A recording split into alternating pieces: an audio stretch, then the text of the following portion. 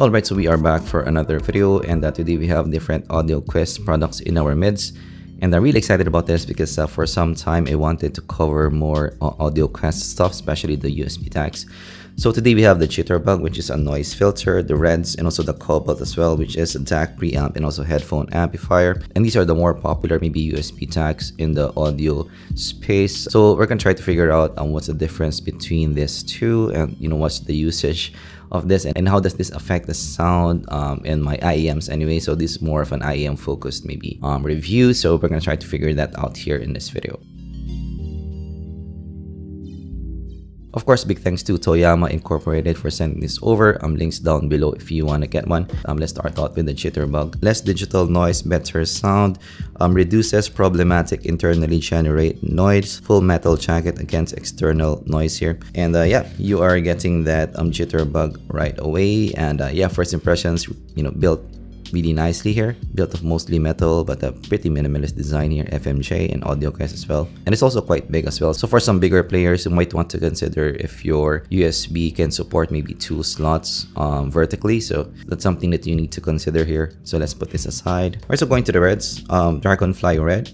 Beautiful sound from any mobile device or computer. Dramatically better sound for MP3s, YouTube, high-end performance from high-res and MQA files. So yeah, basically, plug in the USB and it will give you the Dragonfly Red sound out of the box. All right, and that is your Dragonfly Reds. And yeah, first impressions, the color is really striking here. So I do think this is one of the more striking maybe Dragonfly's USB tags around. And you're even getting a leather case, which is an advantage over the Jitterbug, which doesn't include a case. Alright, and last but not the least, we have the Dragonfly Cobalt. So superior sound from a phone, tablet, or computer. Compelling immersive sound from MP3s, audiophile quality high-res MQA files. Best ever Dragonfly digital processor and headphone amp. Actually, this is the more expensive Dragonfly. The Reds is around $200. This is around $300. And it seems that there's one advantage here. Dragonfly C included. This is the Dragonfly Cobalt. It's a bit more maybe sleeker design compared to the Reds. We're gonna try to compare later, but same build quality here. Of course, you're getting that USB-C to USB-A connector. Alright, next let's compare the Reds compared to the Cobalt. And surprisingly, the Cobalt is a bit smaller compared to the Reds. That's definitely an advantage because of course, if you're gonna use this on the go, having a smaller device, especially if you're gonna plug it to your mobile phone, is gonna be better. Actually, let's compare it quickly with the Moon River as well. So similarities in the size of the Moon River, but the Cobalt is actually a bit smaller here. So again, surprising there. So there's the shine. So they both have some similarities in the finish, the glossy finish here. But I would have to say maybe the Cobalt is a bit more maybe modern design compared to the Reds here. And of course, at the bottom, you're getting a 3.5mm jack, so no 4.4 balance connector here. So if you're gonna compare it to maybe the Moondrop, Moon River here, you're getting that 4.4, which is definitely an advantage for some if you want to run it balanced. Right, next, let's try to use this and maybe compare and contrast what is the difference between both. Right, next, let's talk about how this performs. Let's start out with the Jitterbug.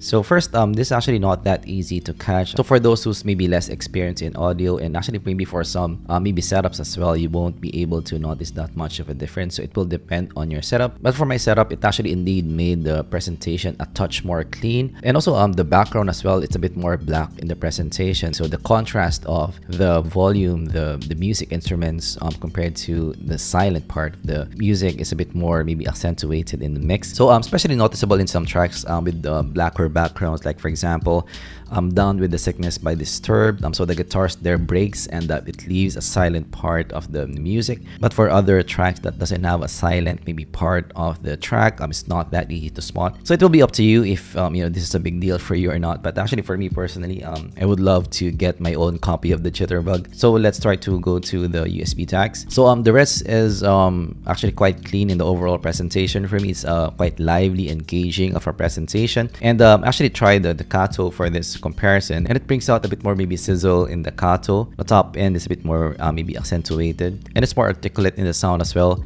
There's some micro detail, pretty good actually, and resolution as well. So one of the unique selling points for me of the Reds. TLDR, it's more of a clean, engaging presentation here, and this pairs up well with $200 IEMs for me. But yeah, definitely the unique selling point of this is the liveliness and the resolution in presentation. So yeah, for $200 you're getting that maybe resolution that you're looking for. So moving to the Cobalt, so actually some similarities to the overall sound. You're getting that maybe engaging nature of the Reds, but I have to say the Cobalt sounds a bit more maybe natural to listen to, has a bit more warmth in the overall sound compared to what you are getting with the Reds. So this is a touch more maybe relaxed compared to the Reds, more smooth as well compared to the Reds. Sounds fuller bodied, more warmth in the overall presentation. So not quite tube in the presentation here, but definitely smoother in the presentation. The stage is very similar, if not the same. Separation is less than the rest due to that maybe smoother sound. Micro detail and resolution is very close, but I would have to give a slight edge to the Cobalt. So this compared to the Reds, the mids is definitely better here for me in the presentation. So yeah, I'm a big fan of mids, and for me the Cobalt performs better for me in that regard. The vocals sounds fuller for me, more natural, and tonally as well, it improves on the Reds for me. So comparing these two, Reds, if you like, more clean, lively, maybe more articulate, you know, type of sound, a better separation.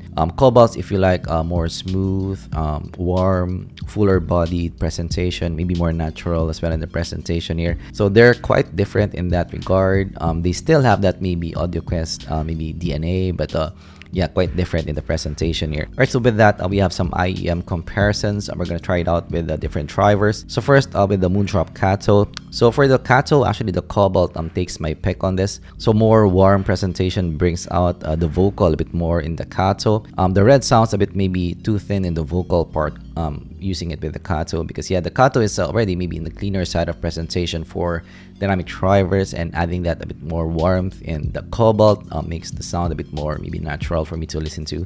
So yeah, Cobalt for the Kato for me in the pairing.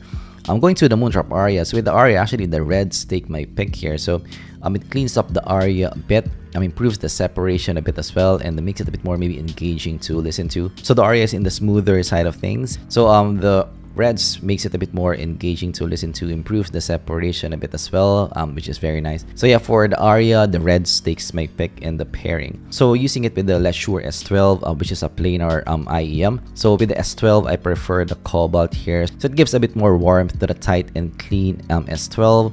It brings out the vocal a bit more as well. It accentuates the vocal, makes it a bit more maybe smooth in the presentation a bit more, and tones down the top end in the S12, maybe rounds it off a bit more with the Cobalt. So for the Lesure S12, definitely the Cobalt takes my pick here. So into the FIO FH5, which is our hybrid maybe representative here. So I actually prefer the Cobalt as well in this regard. So it smoothens out the BA presentation a bit, brings out the mids a bit more, and adds a bit more maybe warmth in the sound as well in the FH5. So being a BA, it has that maybe cleaner nature in the sound, and having maybe a touch more smoother presentation makes the sound a bit more natural for me to listen to. So using this USB tags with 4 IEMs, I actually prefer the Cobalt 3 out of 4 times here. But again, this is a preference kind of thing. It might be different for what you are using. So that's my take with the Audioquest products here. Of course, big thanks to Toyama Incorporated for sending this over. Links down below for their shop. So what other Audioquest stuff would you like me to check out, or what other maybe USB tags, dock dongles you would like me to check out in the channel? And would you love to have maybe a bigger comparison of this, maybe an ultimate comparison? Let me know down in the comments below. Thanks for watching, and I'm gonna see you guys in the next zpolt video. Goodbye.